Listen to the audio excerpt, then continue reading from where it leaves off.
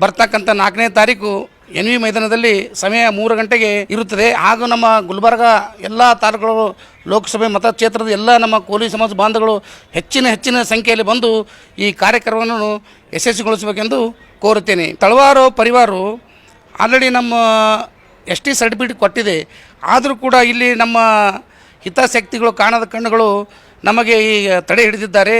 ಈ ನಮ್ಮ ರಾಜ್ಯದ ಮುಖ್ಯಮಂತ್ರಿ ಸಿದ್ದರಾಮಯ್ಯ ಸಾಹೇಬರಿಗೆ ಹೇಳ್ತೀವಿ, ಡಾಕ್ಟರ್ ಮಲ್ಲಿಕಾರ್ಜುನ ಖರ್ಗೆ ಸಾಹೇಬ್ರಿಗೆ ಹೇಳ್ತೀವಿ, ಡೆಪ್ಟಿ CM DK ಶಿವಕುಮಾರ್ ಅವ್ರಿಗೆ ಹೇಳ್ತೀವಿ, ಯಾಕಪ್ಪ ನಮ್ಮ ಸಮಾಜಕ್ಕೆ ಇಷ್ಟೆಲ್ಲ ನಮ್ಗೆ ಯಾಕೆ ತ್ರಾಸು ಕೊಡತ್ತಾರ, ಈ ಸಿಂಧುತ್ವವನ್ನು ತಡೆ ಹಿಡಿದಾರ.